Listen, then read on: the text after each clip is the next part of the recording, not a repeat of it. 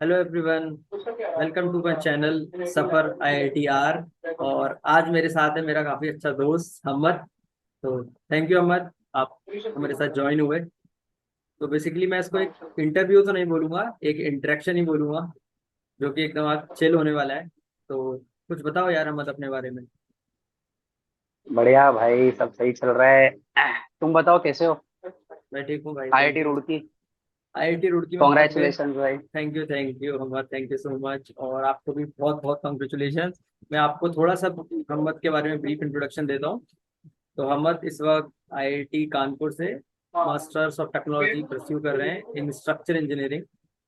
तो आगे कुछ बताओ अहमद, अभी तक का तुम्हारा गेट का जर्नी, कहाँ से बिलोंग करते हो और कैसे गेट की प्रिपरेशन में एंटर हुए, थोड़ा ब्रीफ बताओ। बेसिकली भाई मैं मुंबई से बिलोंग करता हूँ। तो मेरा सारा एजुकेशन जो भी है, मतलब मेरा स्कूल हो गया, जूनियर कॉलेज हो गया या बीटेक कॉलेज हो गई, सब कुछ मेरा मुंबई में हुआ है। देन मैं एक्चुअली 2021 का पास आउट हूँ। देन उसके बाद मेरा भी सेम सीन था भाई कि मुझे पता नहीं था क्या करना है। लाइक मेरा अपना तो ऐसा हुआ था कि 2020 में अपन फाइनल ईयर में जाने वाले थे, मतलब थर्ड ईयर का लास्ट सेमेस्टर था। और वो टाइम पे कोविड आ गया था। हम्म। तो उस समय तो काफी टाइम था चीजें सोचने का, करने का। तो मेरे दिमाग में यही कंफ्यूजन चल रहा था कि या तो गेट तो ऐसा मेरा कुछ था ही नहीं, प्रायोरिटी मेरा मेन था कि बाहर जाके ही मास्टर्स करना है ऐसा। बट कैसा हो गया था कि मैंने कॉलेज में अच्छे से पढ़ाई की थी, मतलब जो कोर सब्जेक्ट्स होते हैं पढ़ा था सीरियसली, ऐसा नहीं कि मैं कॉलेज के वक्त टाइम पास कर रहा था, पढ़ रहा था। ठीक है। तो क्या हो गया कि मैंने गेट के लिए प्रिपेयर नहीं किया था फाइनल ईयर में। बस मेरे फ्रेंड लोग ने बोला कि भाई भरने जा रहे हैं, गेट करके एग्जाम है, तो मैं चला गया। लेकिन और ऐसा मुझे लगा था भाई गेट बहुत टफ एग्जाम होता है, बहुत ऐसा है, होता है ना कि फाइनल ईयर में। और तो मैं गया था हम्म। देने के लिए, मैं जस्ट ऐसे ही गया था बैठने के लिए। लेकिन जब मैंने एक्चुअल में एग्जाम दिया, तो जब क्वेश्चंस देखे, तो ऐसा लगा कि हाँ, ये इससे रिलेटेड चीजें तो पढ़ चुका हूँ, रिकॉल नहीं कर पा रहा था वो हम्म। टाइम पे, ऐसी चीजें हो रही थी। तो तब जाके मुझे थोड़ा ऐसा कॉन्फिडेंस आया कि हाँ भाई, ऐसा कुछ नहीं है, मैं कर सकता हूँ। और मास्टर्स करना तो मेरा प्लान था ही, क्योंकि सिविल किया है तो बैचलर्स के बेसिस पे कुछ होता नहीं है, मास्टर्स कंपलसरी होता है। तो मेरा पहली प्रायोरिटी तो बाहर जाना ही था। बट फिर एक बार मैंने जब दिया और मैंने सोचा कि हाँ भाई, इतना टेक्निकल पढ़ा है कॉलेज में, तो थोड़ा गेट के लिए कर लेता हूँ ऐसा। तो फिर तब मैंने डिसाइड किया कि जैसे ही मेरा फाइनल ईयर हो जाएगा, मैं गेट की तैयारी चालू कर दूंगा। तो मेरा अपना वो बैच था, कोविड बैच था, तो लेट खत्म हुआ, अराउंड जुलाई अगस्त के टाइम पे मेरा खत्म हुआ। तो उसके बाद से लेके मैंने जनवरी तक प्रिपेयर किया और सेल्फ स्टडी किया था, क्योंकि यूट्यूब वगैरह से। और अगर कुछ ऐसे सब्जेक्ट्स होते हैं जो कुछ चीजें होती है ना जो नहीं मिल पाती है इजीली, उसका आजकल तो ऐसा हो गया है कि फुल फ्लेज कोचिंग लेने की भी जरूरत नहीं पड़ती है। कुछ एक हम्म। ऐसे ऐसे चैनल्स भी है जो पेड कोर्सेज एक पर्टिकुलर सब्जेक्ट के लिए, या फिर सब्जेक्ट तो कभी नहीं लिया, पर्टिकुलर टॉपिक के लिए होता है, तो वैसा ले लेके पढ़ाई की थी। और 2022 का मैंने फिर गेट लिखा, 5-6 महीने की तैयारी पे मैंने गेट लिख दिया। एंड देन उसके बाद स्कोर आया मेरा 618 गेट स्कोर था वो टाइम पे। देन मैंने अप्लाई नहीं किया, मैं जॉब करने चला गया। तो फिर मैंने 1 साल स्ट्रक्चर्स में ही जॉब की है, 1 साल से ज्यादा जॉब की है। पहले मैं एक कंपनी में था, वहां पर कुछ मैं 1-1.5 महीने के लिए था। वो बेसिकली जो स्ट्रक्चर्स में है वो जानते होगे, वो बेसिकली रेट्रोफिटिंग और वो वाला था, ओके। एनडीटी टेस्टिंग वो सब था। तो मेरा मेन जो इंटरेस्ट था बैचलर से ही वो कोर डिजाइन में था, स्ट्रक्चरल डिजाइन, डिटेल डिजाइन। फिर बाद में मैं एक कंपनी, ये भी मुंबई में ही कंपनी थी, फिर बाद में मैं एक फ्रेंड के थ्रू स्पेक्ट्रम करके कंपनी है मुंबई में, उसमें काम किया, अच्छा प्रोफाइल था। तो मैं लगभग 1 साल से ज्यादा वहाँ काम किया, 1.2 ईयर्स यू कैन से। और उसके बाद अच्छा एक्सपीरियंस मिला, और मुझे मोटिवेशन, क्योंकि मेरा गेट स्कोर तो था ही, तो 2-3 साल तक वैलिड होने वाला है, तब मैंने अप्लाई नहीं किया। तो मुझे बैक ऑफ द माइंड तो था ही कि अगर मेरा पहला ये था कि इंडस्ट्री देख लूँ, मेरी बस की चीज है कि नहीं, तो वो देख लिया। फिर और मोटिवेशन आया, एमटेक तो एमटेक करना ही पड़ेगा, जितना मैं डिले करता रहूंगा उतना प्रॉब्लम होती रहेगी। तो मेरे मैनेजर, तो वहाँ पर लोगों ने भी पुश किया कि भाई एमटेक करके खत्म कर ले, बाद में तो फुल फ्लेज काम करना ही है। तो वो किया। और 23 का भी गेट में ऐसा ही लिखा था, जॉब के साथ साथ। लेकिन मेरा जो ओके। यहाँ पर एडमिशन हुआ वो लास्ट ईयर के स्कोर के बेसिस पे ही हुआ, 22। ओके। ओके। तो तो ये इन आप, शॉर्ट जर्नी थी अब तक यहाँ पे, फिर ये आ गया। अच्छा अच्छा, तो अभी IIT कानपुर में आपको कैसा लग रहा है, क्या वाइब है शुरू वहाँ में की। अच्छा लग रहा था। तो वाइब तो नहीं, वाइब अच्छी है, नो डाउट, आईआईटी है और अच्छा आईआईटी है, ऐसा नहीं है, बहुत अच्छा है यहाँ पे, कैंपस बहुत अच्छा है। अब तक तो मतलब मैं कैंपस के अंदर ही हूँ, बाहर जाने की जरूरत पड़ती नहीं है। हाँ, सब हम्म। कुछ कैंपस के अंदर ही है और बहुत अच्छा है, फैसिलिटीज तो बहुत अच्छी है यहाँ पे, नो डाउट। फैसिलिटीज बोलो, और अगर करिकुलम बोलोगे, करिकुलम तो जबरदस्त है, हेक्टिक है नो डाउट, बट बहुत अच्छा करिकुलम है, तो अच्छा एक्सपीरियंस अब तक, तो अच्छा एक्सपीरियंस। मैं आपको थोड़ा बता दूं, एक्चुअली मैं भी हम से आईआईटी कानपुर में फर्स्ट टाइम मिला था। हम दोनों एक्चुअली स्ट्रक्चर के लिए शॉर्टलिस्ट हुए थे, बट अनफॉर्चुनेटली मेरा सिलेक्शन नहीं हो पाया। हो सकता है मैं अब इसको कवर अप तो नहीं करूंगा, बट मैं ये बोलूंगा कि मेरा प्रिपरेशन उस लेवल का नहीं था।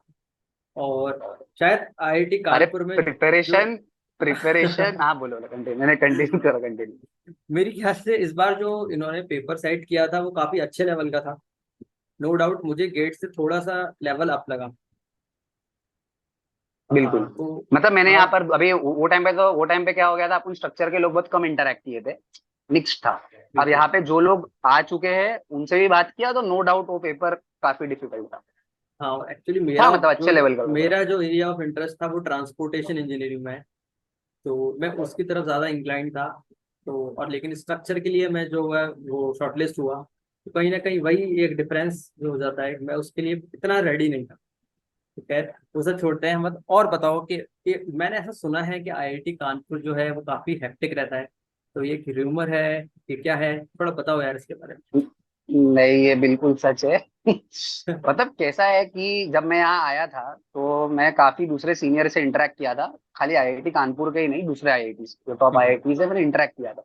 तो सबका ये रिव्यू था कि मतलब स्ट्रक्चर तुम कहीं की भी लो, हेक्टिक हो ही जाएगी। जैसा मेरा तुमसे भी बात हुआ था, तुमने भी यही बोला भाई कि रुड़की में भी स्ट्रक्चर कंपेरेटिवली हेक्टिक ही रहता है। लेकिन यहाँ कैसा है कि मैं कोई भी ब्रांच से बात करूँ, कितने लोगों से मेरा इंटरेक्शन हुआ, सबका सेम ही रिव्यू है कि हाँ भाई हेक्टिक जा रहा है, अभी 2 हफ्ते में ही हेक्टिक जा रहा है। अब वो दो वे में तुम इसको ले सकते हो। मतलब एक चीज ऐसी है कि अभी हम एमटेक करने आए हैं, ठीक है।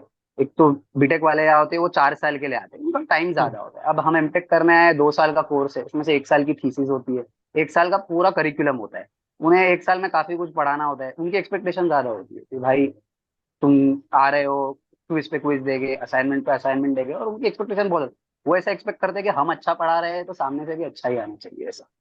तो वो पीजी में बेसिकली टाइम नहीं मिलता है ऐसा, तो लोगों को हेक्टिक, क्योंकि हम लास्ट गेट में पढ़ाई करते हैं इतना सारा लगातार, फिर हम सोचते हैं भाई चलो आईआईटी मिल गया है या जो भी है, थोड़ा आके कैंपस लाइफ जो, अगर जैसा भी हम लोग है, मैं हूँ तू है, हम पहले आईआईटी में नहीं पढ़ा है भाई, तो हम आते हैं तो सोचते हैं भाई थोड़ा कैंपस लाइफ भी इंजॉय करेंगे, चीजें इंजॉय करेंगे, पढ़ तो लेगी ही, जैसा जनरली सब बोलते हैं कि भाई एक हफ्ते पहले पढ़ के एग्जाम निकाल लेंगे। यहाँ पर वैसा लॉजिक नहीं है, पीजी में स्पेशली, सारे ब्रांचेज में ऐसा नहीं कि हमारा ही ब्रांचेज है, सारे ब्रांचेज में ऐसा। तो ये एक है, हाँ हेक्टिक है, लेकिन इसका एडवांटेज भी है कि अगर सीरियसली कोई यहाँ से करेगा इनटेक तो बेनिफिशियल भी है उसके लिए, अच्छा इंजीनियर बने। बिल्कुल। नो डाउट अच्छा, हेक्टिक है। जैसा तुमने बताया कि तुमने सेल्फ प्रिपेयर किया है, तो अगर कोई बच्चा एकदम जीरो से स्टार्ट करना चाहता है आज की डेट अगर मान, तो क्या यूट्यूब पे इतना सोर्स और मटेरियल अवेलेबल है कि वो गेट के लिए प्रिपेयर कर सकता है?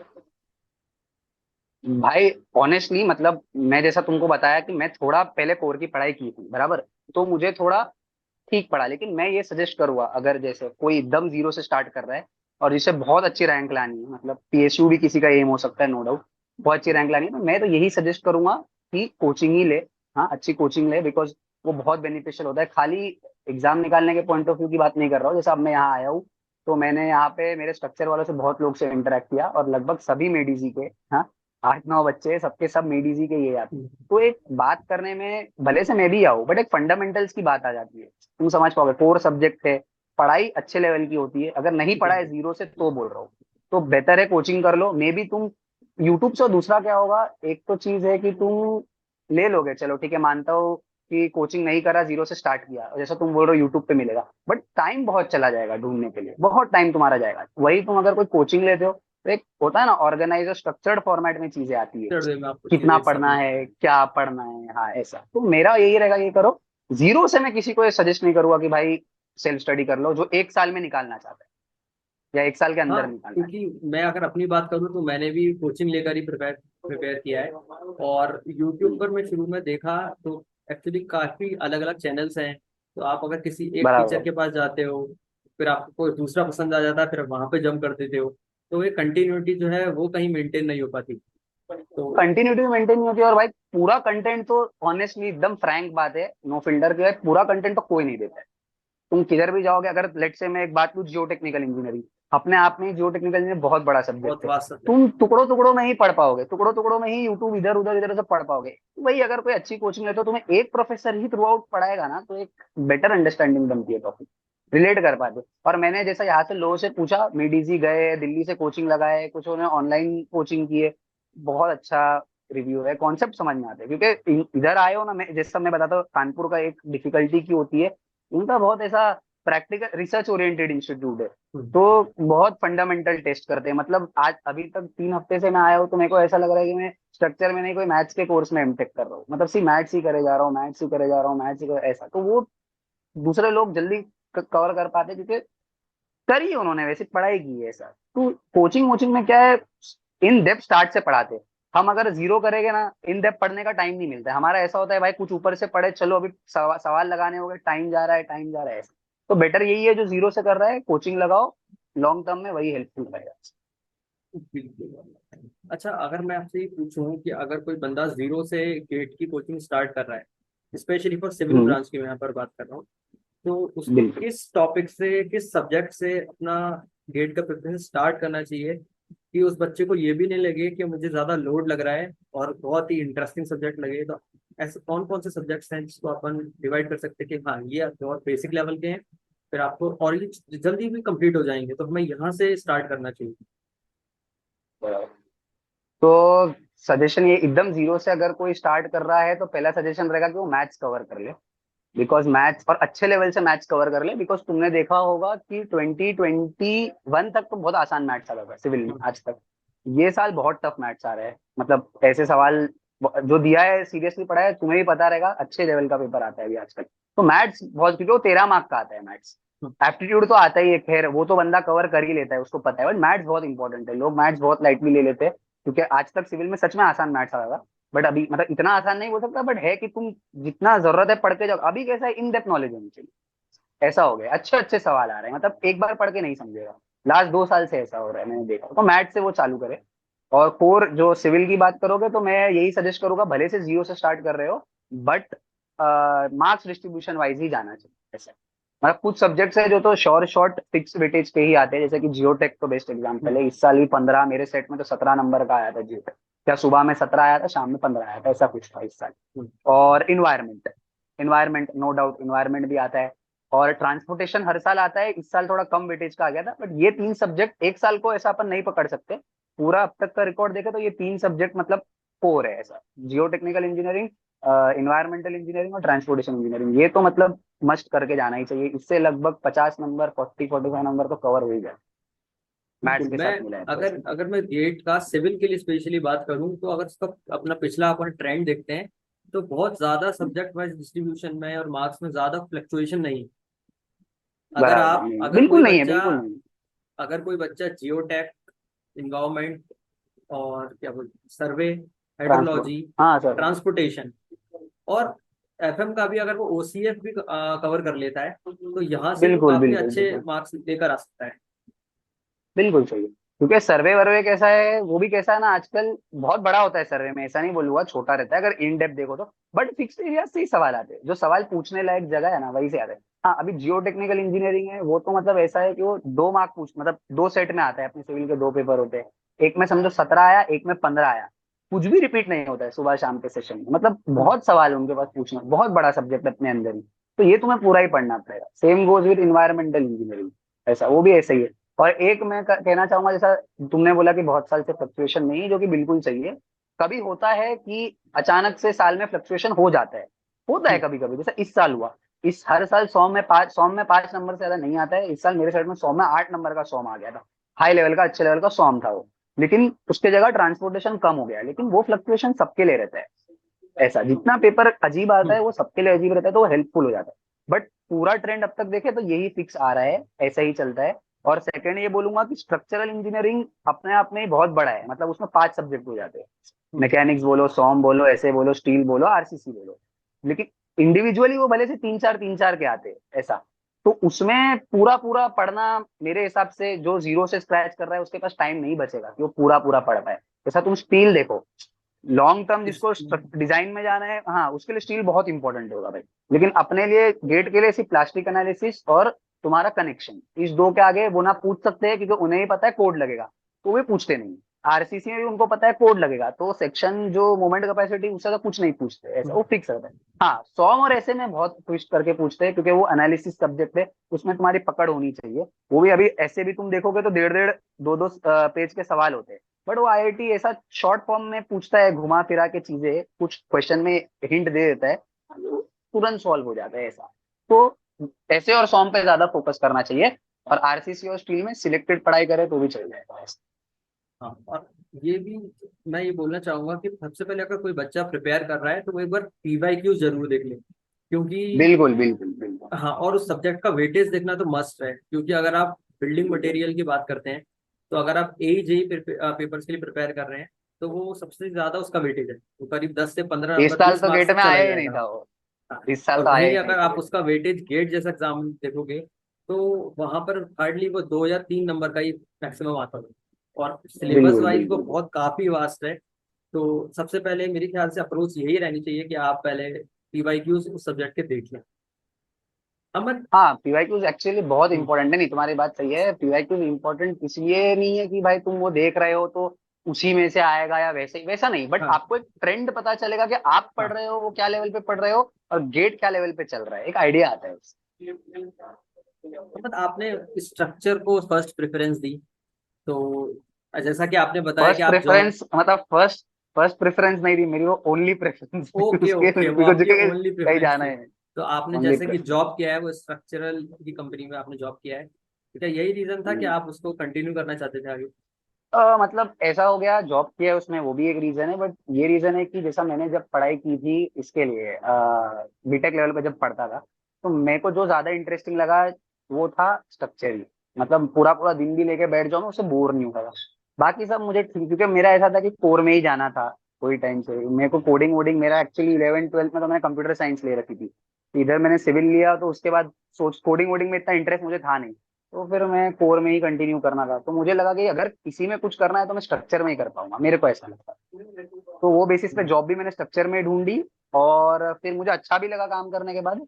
चैलेंजिंग भी था काम, ऐसा नहीं। और तो उसका मैंने डिसाइड किया कि भाई करना है। इधर तो मेरे साथ कानपुर में कैसा हो गया था, दूसरे इंस्टीट्यूट में तुम एक ऑप्शन डालोगे चलेगा, तुम्हें याद होगा कानपुर में काफी प्रेफरेंस डालनी होती थी, हम्म, कंपलसरी था। तो उधर मैंने स्ट्रक्चर डाली, सेकंड पे तो डालना ही था, तो मैंने जियोटेक डाल दिया। फिर ट्रांसपोर्टेशन भी डालनी थी, या ट्रांसपोर्टेशन शायद मैं डाला नहीं था, तो जियोटेक से भी मेरे को कॉल आया था, तो वहां तो मैंने किया नहीं अप्लाई। बट जब मैं यहाँ इंस्टीट्यूट आया ना ऑफर एक्सेप्ट करने के बाद, तो मेरा नाम इंस्टीट्यूट में ट्रांसपोर्टेशन में दिखा रहा था हर जगह। ओके। ट्रांसपोर्टेशन ट्रांसपोर्टेशन ट्रांसपोर्ट, मैं तो डर गया, मैं बोला भाई तो गलत जगह आ गया हूँ मैं। तो तुरंत मैं गया प्रोफेसर के बाद, प्रोफेसर बोलता है अरे तुम्हारी ट्रांसपोर्ट प्रेफरेंस होगी, तुमको इसलिए मिला है ट्रांसपोर्ट। मैं बोला सर मैं भरा ही नहीं हूँ ट्रांसपोर्ट, तो कैसे मिलेगा। तो वही कहानी है कि मेरा इंटरेस्ट इसी में ही था, तो मैं हर इंस्टीट्यूट में से इसी में अप्लाई किया था, और किसी में अप्लाई नहीं किया। ओके, हम मुझे ये बताओ कि टेस्ट सीरीज कितना इम्पोर्टेंट है, और आपने कब से टेस्ट टेस्ट सीरीज, सीरीज लगाना चालू किया? मैं टेस्ट सीरीज मतलब बहुत इंपॉर्टेंट है एक्चुअली। मैंने भी ऐसा, जैसा भी तुम मेरा वीडियो ले रहे हो, तो मैंने भी ऐसे सब वीडियोस देख के इंस्पायर हुआ, तो उसमें सब टॉपर स्टॉक वगैरह होती थी। हाँ, नहीं सच में। तो उधर तो वो बोलता था कि तुम हर टॉपिक हो गया तो टेस्ट लगा दो, हर ये हो गया तो टेस्ट लगा दो। तो मैंने ऑनेस्टली वैसा ट्राई किया था, क्योंकि मैं तो कोचिंग वोचिंग मेरी थी नहीं भाई, तो मेरे पास बहुत टाइम होता था। तो खाली प्रॉब्लम होती थी कि मुझे चीजें ढूंढने में टाइम ज्यादा लगता था, टू बी ऑनेस्ट, क्योंकि मैं बुक खोल रहा हूँ, यूट्यूब खोल रहा हूँ, ऐसा किसी का कोर्स ले लिया छोटा मोटा ऐसा। तो मैंने चालू इसी से किया था, टॉपिक वाइज टेस्ट से। तो शुरू शुरू में जोश जोश में मैं दे रहा था, तो मार्क्स तो बड़े खराब आ रहे थे। तो फिर उसके बाद धीरे धीरे सब सारे ही टेस्ट दिए। मतलब मैं अगर कोई कर रहा है टेस्ट सीरीज, तो मैं तो बोलूंगा टॉपिक वाइज से चालू करना चाहिए। बिल्कुल। कॉन्फिडेंस आता है, भले से सवाल टफ होते हैं, नो डाउट सवाल टफ होते हैं, बट मुझे ऐसा लगता था कि भाई टेस्ट सीरीज बहुत हाई लेवल पे पूछ रहा है और आता कुछ और है। बट जब इस साल पेपर अलग आया, तो इंपॉर्टेंस पता चली टेस्ट सीरीज की, वो तुमको वर्स्ट के लिए प्रिपेयर करता है टेस्ट सीरीज, क्योंकि इवन अगर आसान मैं दे देगा अपना, तो हाँ टेस्ट हाँ सीरीज में। प्लीज, नहीं नहीं, बोलो कंटिन्यू, हाँ बोलो। मैं अपना अगर बताऊं एक्सपीरियंस, तो मैंने भी जब टॉपिक वाइज स्टार्ट किया तो काफी अच्छा लगता था, हम्म, क्योंकि आपने वो टॉपिक पढ़ा हुआ है तो आपसे क्वेश्चन लग जाएंगे। बट जैसे ही आप फुल टेस्ट की तरफ जंप करते हो, जब आप देखते हो कि बराबर। आपके मार्क्स उस रेंज में बिल्कुल ही नहीं है जिसमें आप चाहते हो, तो वहां ऐसा लगता है कि नहीं, आप अपने को अगला टेस्ट नहीं देना, तो आप बंद करते हैं। तो कभी ये सिचुएशन आई है आपके नहीं, सामने वो कि यार। नॉर्मल है। नहीं ऐसा बंद करते तो नहीं आई है, फ्रस्ट्रेट जरूर हो गया था। कभी कभी तो मेरे को लगता था कि मेरे को कम आ रहा है, और ये रैंकिंग, वो लीडर बोर्ड उस रैंकिंग आती थी ना, ये बच्चे को इतना आया। तो वो एग्जाम इतना टफ लगता था कि मतलब मेरे 50-55 नंबर आए, उसको 82 आ रहे हैं। मेरे को लगा कोई बॉट वॉट तो एग्जाम नहीं दे रहा है, ऐसा 82 82 84 आ रहे हैं। तो डिमोटिवेट बहुत होता था, ऐसा लगता था कि भाई क्या पता मेरी प्रिपरेशन में ही शायद कमी है, या ऐसा लगता था मेरे को वो टाइम पे।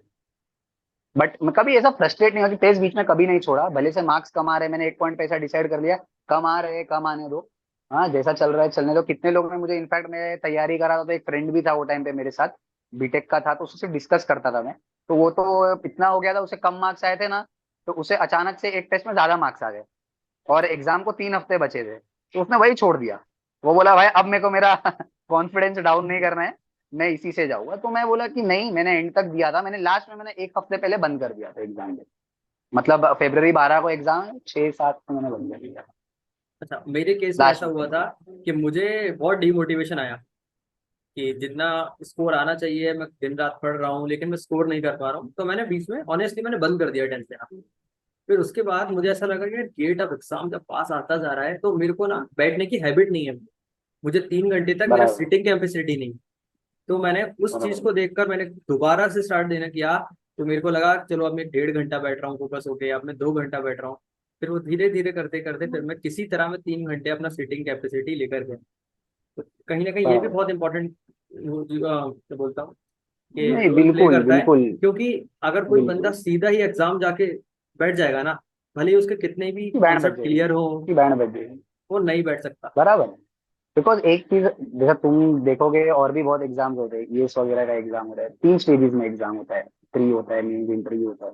और गेट का जो एग्जाम होता है 3 घंटे का एग्जाम होता है, जो भी होना है 3 घंटे में होना है। अब कितने बच्चे ऐसे भी देखा हो, इंक्लूडिंग माई सेल्फ, मतलब मैं 22 में ऑलमोस्ट सारी प्रिपरेशन क्या दिया था।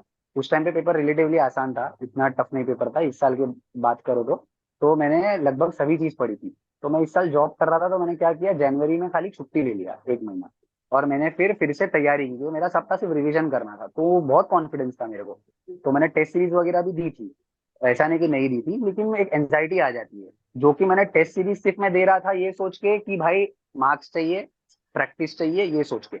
ये भी एक फैक्टर मेरे हिसाब से इम्पोर्टेंट है कि आप उस एग्जाम प्रेशर को हैंडल करना, जो होता है ना एंजाइटी आता है, वो उसी वक्त सीख लो कैसा करना चाहिए। बिकॉज क्या हुआ कि जब मेरा एग्जाम के एक दिन पहले था, इतनी एंजाइटी थी, बिकॉज मुझे लगा भाई अभी पढ़ चुका है, ये बार तो निकालना ही है अच्छे से।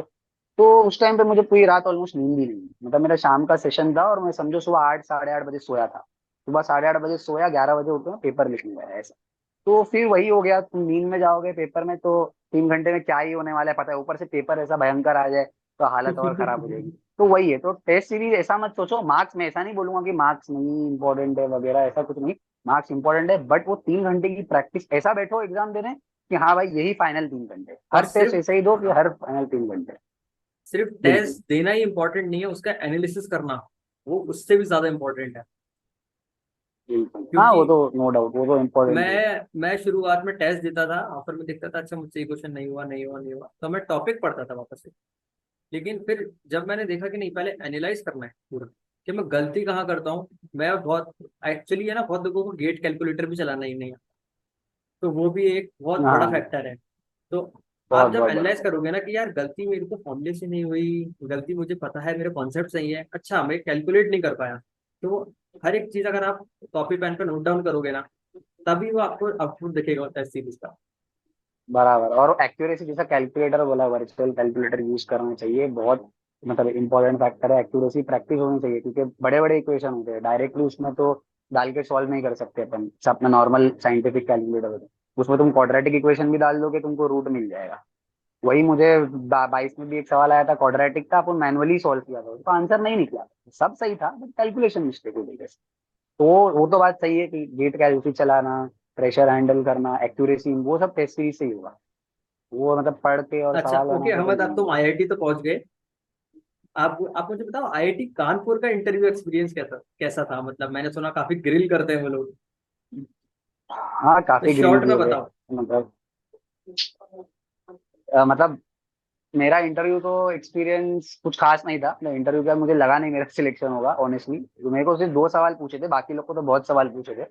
और 4 प्रोफेसर बैठे होते आपके सामने, और बहुत मतलब नेक्स्ट लेवल पूछते हैं चीजें। मतलब ऐसा नहीं बोलूंगा कि कुछ बहुत रॉकेट साइंस, कुछ नहीं, जो तुमने बीटेक में पढ़ा है वही पूछेंगे, लेकिन उनका जो तरीका था पूछने का, और सिचुएशन ऐसी थी कि खुद ही गलतियां होने लग जाती है, और वो एक स्माइल नहीं उनके चेहरे पे, वो सिर्फ ऐसा गुस्से ठसन में देखते थे, अरे क्या कर रहा है ये, क्या हो रहा है ये क्या हो रहा है, वो आ जा रहा है, ये क्या आ जा रहा है।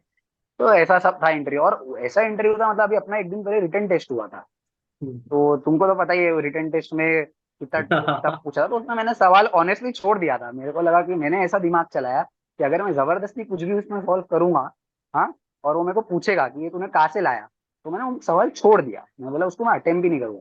तो इंटरव्यू के दिन उसने मुझसे वो सवाल पूछा कि तुमने कल उसको नहीं अटेम्प्ट किया था, तो उसको आज अटेम्प्ट कर, ऐसा। थोड़ा बहुत बता सकते हो तो क्या वो भी क्वेश्चन थे, एक्सपीरियंस हो गया। कि बच्चों को थोड़ा पता लगे कि हाँ मतलब किस टाइप के क्वेश्चन नहीं पूछे नहीं, जाते हैं। क्वेश्चन तो ये दो, मेरे दो ही पूछा था।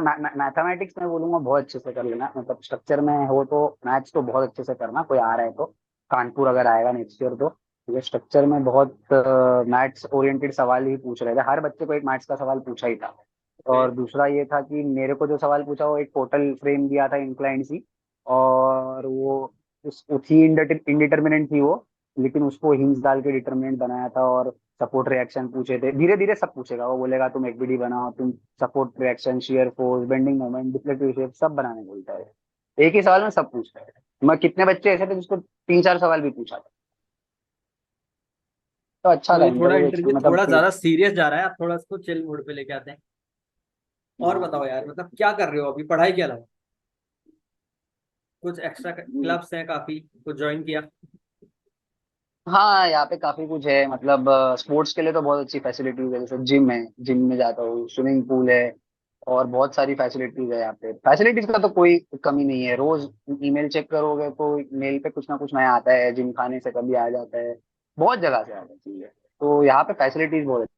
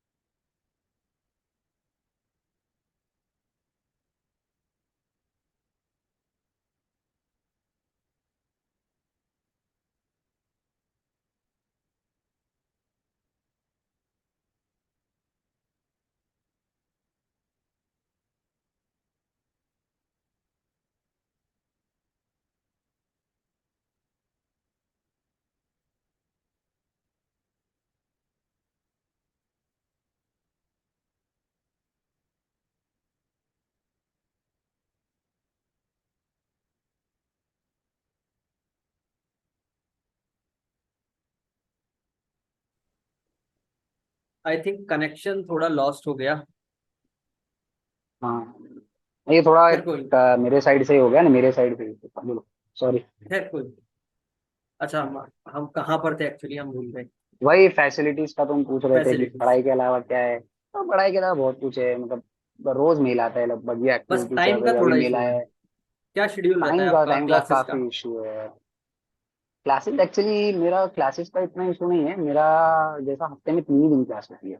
मंडे को मेरा फर्स्ट हाफ में क्लासेस होती है 1 o'clock से पहले तक, ट्यूसडे तो मेरी एक ही क्लास होती है पूरे दिन में, थर्सडे थोड़ा हेक्टिक होता है, थर्सडे में 4 क्लास होती है। तो बस यही 3 दिन में जाता हूँ। बाकी लेकिन एक्स्ट्रा लेक्चर्स कभी कभी, जैसा आज सैटरडे था तो एक्स्ट्रा लेक्चर हो गया ऐसा।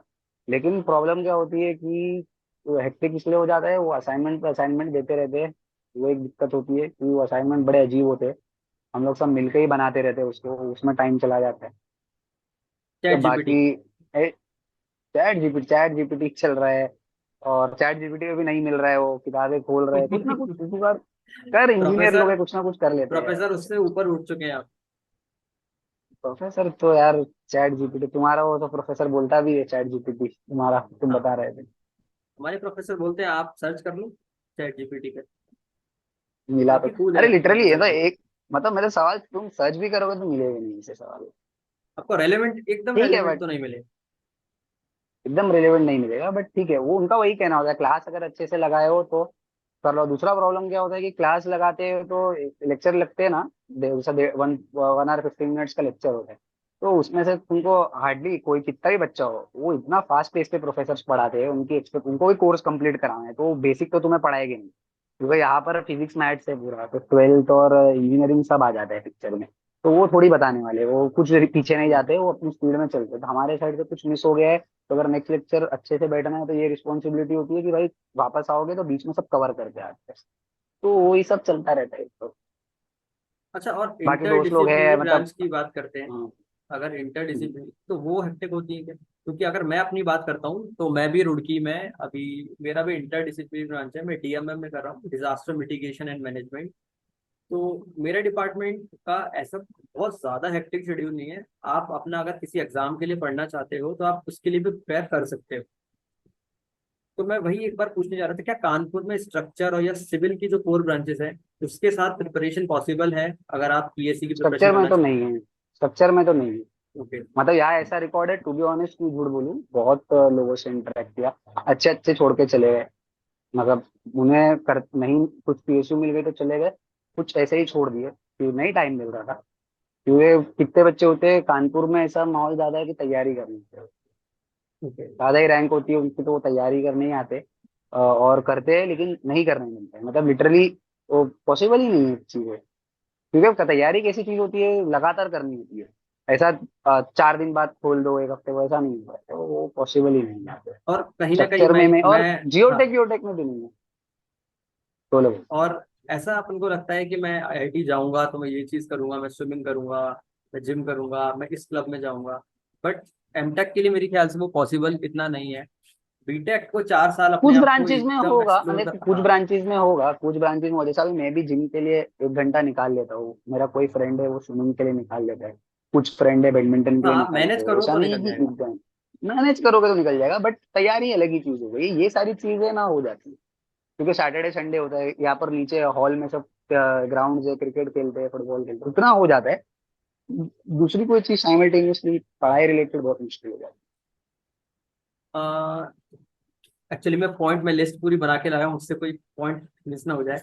हम वहाँ के प्लेसमेंट्स स्ट्रक्चर की, अगर मैं प्लेसमेंट्स के बारे में बात करूँ तो थोड़ा प्लेसमेंट्स के बारे में बताओ यार। आपने अपने सीनियर से जो बात वगैरह की होगी, इंटरेक्शन सेशन हुआ प्लेसमेंट्स होगा। अच्छे, मतलब प्लेसमेंट्स अच्छे दो तरीके से कि कुछ बच्चे होते हैं जो बोलते हैं भाई सिविल में प्लेसमेंट ही नहीं है, प्लेसमेंट यहाँ हो जाता है, प्रोफेसर ने अपने मुंह से बोला है हमको इंटरेक्शन फॉर प्लेसमेंट 100% हो जाएगा। क्योंकि ओके। दो दो पॉइंट होते हैं इसमें, एक तो हम लोग बच्चे कम है, तुम्हें याद होगा कि लगभग बहुत 420 तक को तो बुलाया था इन्होंने अपने टाइम पे, हम्म। जब स्टार्टिंग में एग्जाम में। अब हम जो है एक्चुअल में फिर 8 ही लोग हैं यहाँ पे, जो रिटर्न हुआ है ओके। और इंटरव्यू हुआ उसका, तो 8 बचे। तो इसमें भी जैसा मैं तुम्हें बोला, बच्चे छोड़ देते। अब पता नहीं छोड़े ना छोड़े, हर साल का ट्रेंड रहा है, तो बचते एंड में 3 4 ही है। तो प्लेसमेंट तो 100% हो जाता है, प्लेसमेंट का इशू नहीं है। और रही बात पैकेज की, तो सिविल के कंपैरिजन में बात करें तो पैकेज अच्छा है, अगर बीटेक लेवल देखे तो पैकेज तो डेफिनेटली अच्छा है, सीएस वालों से तो हम कंपेयर नहीं कर सकते ऑब्वियसली। कोर में अच्छा है, 100% प्लेसमेंट है, नो डाउट। That's nice.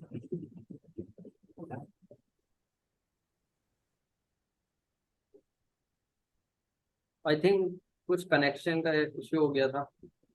तो हम कहाँ पर थे एक्चुअली, हम प्लेसमेंट्स के ऊपर थे। तो कुछ बिल्कुल बताओ यार, प्लेसमेंट। नॉन कोर प्लेसमेंट्स के बारे में कुछ बताओ। नॉन कोर का तो बहुत सॉर्टेड है यहाँ पे, नॉन कोर का बहुत अच्छा प्लेसमेंट है किसी का। अगर ऐसा है नॉन कोर करना है और कोई ऐसी ब्रांच में है जहाँ पर टाइम मिल रहा है, तो बहुत अच्छा ऑप्शन है।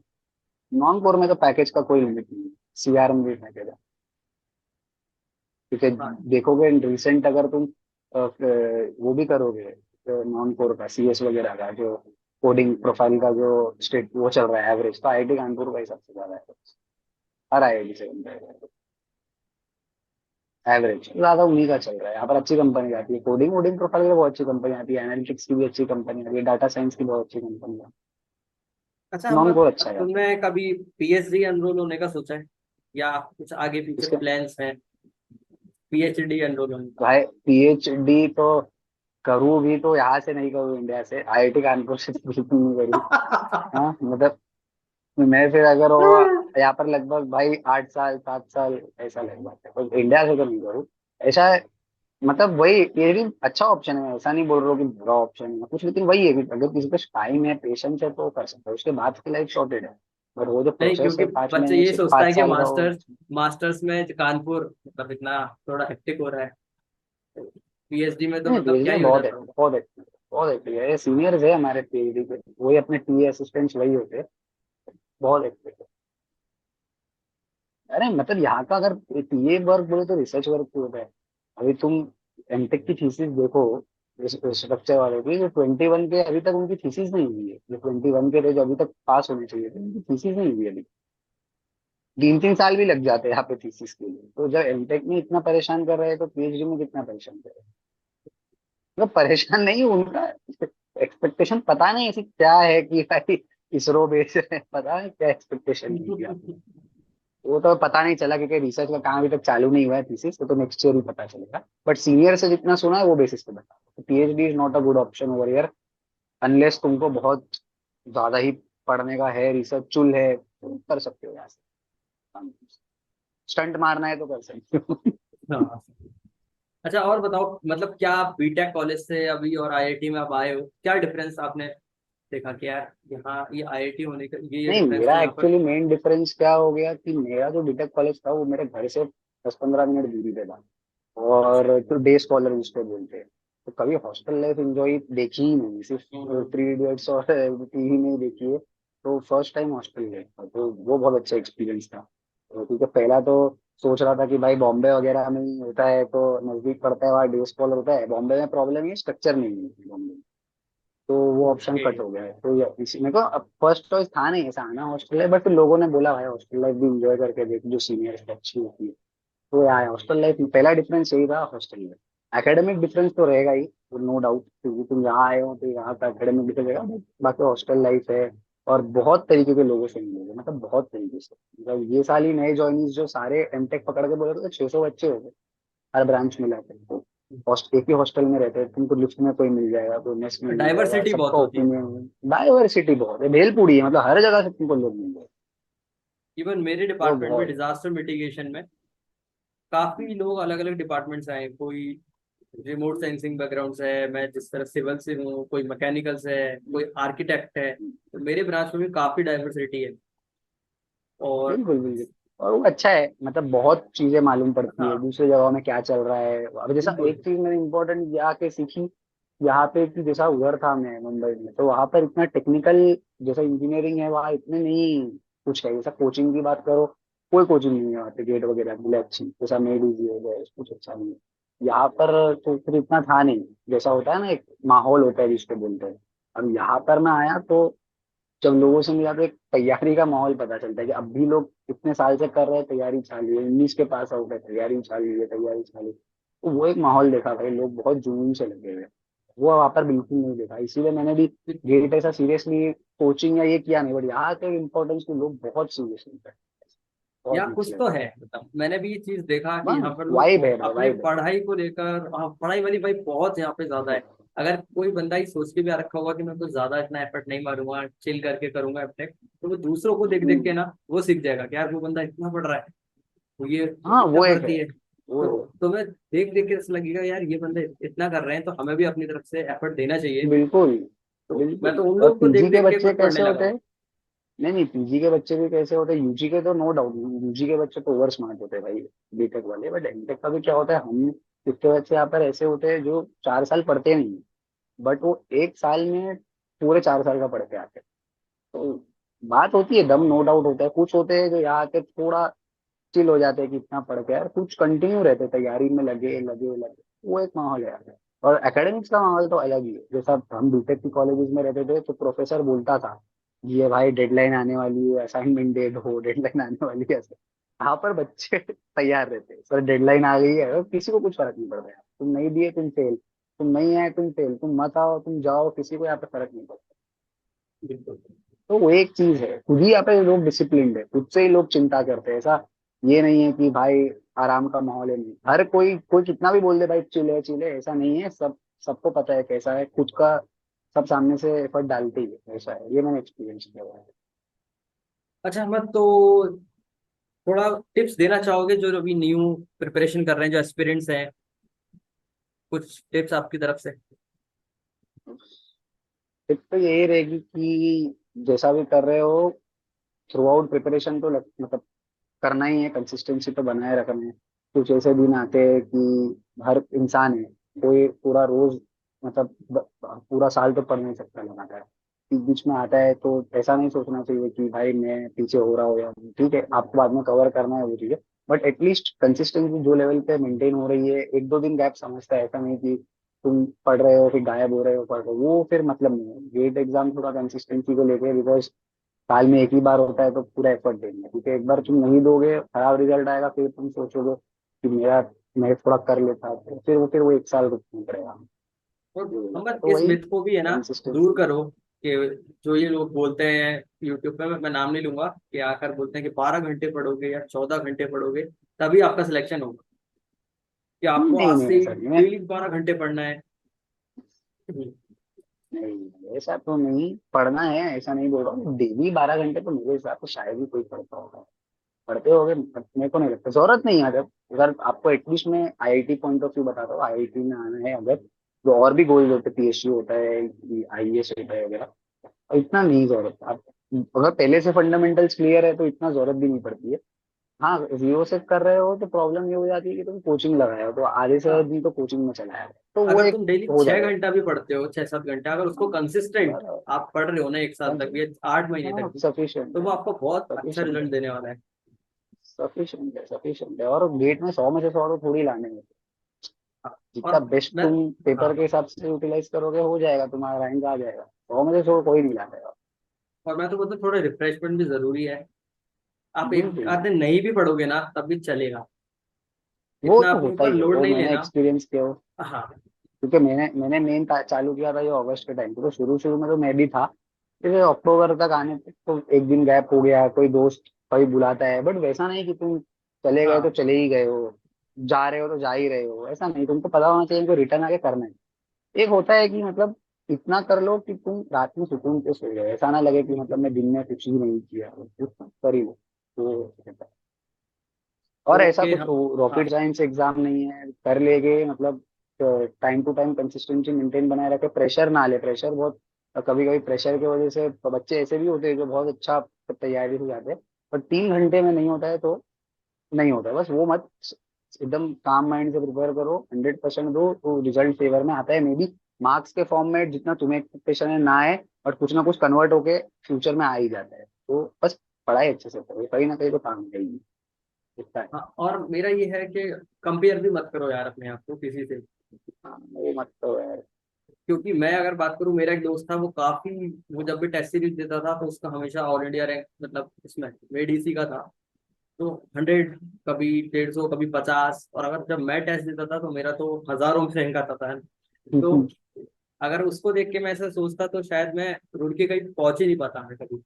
नहीं, ऐसा नहीं। तो हाँ, तो अपने ऊपर मेरे ख्याल से हमको उन टॉपिक पे, तुम्हें लगता है कि हाँ यार मेरा ये टॉपिक स्ट्रांग है, तो उस पर ज्यादा आप क्वेश्चन करो, उस पर ज्यादा बिल्कुल, लगाओ। बिल्कुल, और कंपेयर कंपेयर कंपेयर बिल्कुल नहीं करना चाहिए। 100% खाली दो, क्योंकि मेरा भी यही सीन था, मैं तो बिना उसके ऐसे ही 5-6 महीना किया और एवरेज था। क्योंकि तुम देखोगे, तुम्हें तो पता ही होगा, अगर डायरेक्ट गेट स्कोर पे होता है स्ट्रक्चर में, तो 700 के ऊपर तो गेट स्कोर जाता ही है, टॉप इंस्टीट्यूट में भी टॉप 4 में आता है आईआईटी का। मैं भी यही सोचा था कि भाई शायद नहीं हो पाएगा, दूसरा ब्रांच कोई भी मिल जाता, तुमको भी मालूम है, दूसरा कोई ब्रांच मिलता, स्ट्रक्चर थोड़ा रिलेटिवली डिफिकल्ट होगा। लेकिन यहाँ पर तो जैसा मैं बोला कि मेरी रैंक के थ्रू या मार्क्स के थ्रू डायरेक्ट ना हो, अपॉर्चुनिटी क्रिएट होगी, तो रिटर्न टेस्ट और इंटरव्यू था यहाँ पे। मतलब यहाँ पे 600 के ऊपर तक सभी को बुलाया गया, रिटर्न टेस्ट इंटरव्यू के तो हो गया कन्वर्ट, नॉलेज काम आ गई, क्योंकि यहाँ पर उसी का ही खेल था ऐसे। तो कहीं ना कहीं दूसरे एग्जाम में आ जाएगा, मैं ऐसा बोल रहा हूँ, हो जाएगा, ऐसा नहीं है कि डीमोटिवेशन होकर छोड़ देना। तो तुम देखोगे सिविल में बहुत अपॉर्चुनिटीज, एग्जाम पॉइंट ऑफ बहुत अपॉर्चुनिटीज है, हाँ, सिविल मेरे ख्याल से सिविल में जितनी बहुत है। गवर्नमेंट जॉब्स भी हैं वो किसी और स्पेशलाइजेशन में नहीं है। अगर कोई बराबर, बच्चा ये सिलेबस तो सोचता सेम है, ही रहने वाला है। हाँ, कि यार हाँ, मेरा गेट बिगड़ गया, तो अभी बहुत सारे एग्जाम्स होते हैं, कुछ पीएसयूज अपना एग्जैक्टली, खुद का एग्जाम एग्जैक्टली। कंडक्ट कराते हैं, आपके पास ईएससी है, बिल्कुल, आपके पास स्टेट एई है, बिल्कुल, तो वहां पर भी अगर आपका एक बार सिलेबस कंप्लीट है, फिर आप, बिल्कुल, बस बिल्कुल, आपकी अप्रोच ऐसी होनी चाहिए कि हाँ कहाँ पर मुझे ज्यादा वेटेज देना है, कहाँ पर, बस आपको एक बार कॉन्सेप्ट क्लियर हो, फिर आप किसी भी एग्जाम के लिए बैठ सकते हो। बिल्कुल। ये तो सिलेबस तो होता है, ऊपर नीचे चीजें होती है कि किधर कुछ ज्यादा पूछता है, किधर कुछ कम पूछता है, वो हिसाब से अपन को अपने हिसाब से एडजस्ट करना है चीजें। तो ये तो मैंने भी देख लिया एक्सपीरियंस। एक अपॉर्चुनिटी बहुत है। ओके अमर, तो thank you so much for being here, और मजा आ गया थैंक यू यार तेरे भाई। साथ। बढ़िया। सेम यार भाई, मुझे, सेम यार भाई। हाँ हाँ, मैंने हमद को कांटेक्ट किया था कि हमद ने तेरा इंटरव्यू, इंटरव्यू नहीं सॉरी, इंटरेक्शन करेंगे अपन, इंटरेक्शन करो, बिल्कुल। और जिससे काफी जो यंग अभी जो बच्चे आ रहे हैं या कुछ अभी किसने पढ़ाई चालू करी है, वो अगर उस तक अगर ये वीडियो नहीं पहुंचती है बिल्कुल, तो और कहीं मैं ना भी, कहीं, बिल्कुल, और मैं भी। हाँ, मेरे ख्याल से उसको अगर वो वीडियो देखता है तो उसे कहीं ना कहीं उसे रिलैक्स तो मिलेगा कि हाँ यार ये लोग भी थोड़ा चिल होके बात कर रहे हैं, इतना ज्यादा भी नहीं बताया कि इतना हेक्टिक होता है, इतना हेक्टिक होता है, मैनेज करने हाँ के बिल्कुल, ऊपर है जैसा बिल्कुल कि सही है, तुमने बताया। बिल्कुल। बिकॉज कितने बच्चे ऐसे होते हैं कि स्टेट पॉइंट ऑफ व्यू तो बहुत सारे वीडियोस मिल जाते हैं, बट किसी को अगर बहुत कम बच्चे होते हैं, तो बी ऑनेस्ट क्यों झूठ बोलूं, गेट के थ्रू बहुत कम ही बच्चे होते हैं जो डेडिकेटेडली सिविल में एटलीस्ट एमटेक करना चाहते हो, क्यों झूठ बोलूं। लेकिन उनको इतना सिविल पर्टिकुलर, मैं मेरे टाइम पे वीडियो ढूंढता था, बहुत कम मिलती थी। मैं स्ट्रक्चर में ढूंढ लूं भाई कोई कानपुर से किया है, नहीं, नहीं मिलता।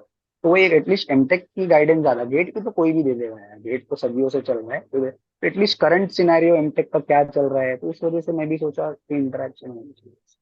अच्छा प्लेटफॉर्म था, तो अच्छा प्लेटफॉर्म है, चैनल को सब्सक्राइब करो और उसको काफी हाँ सपोर्ट करो, बिकॉज ऐसी वीडियोस इंपॉर्टेंट है, एमटेक रिलेटेड तो वीडियोस इंपॉर्टेंट ही है।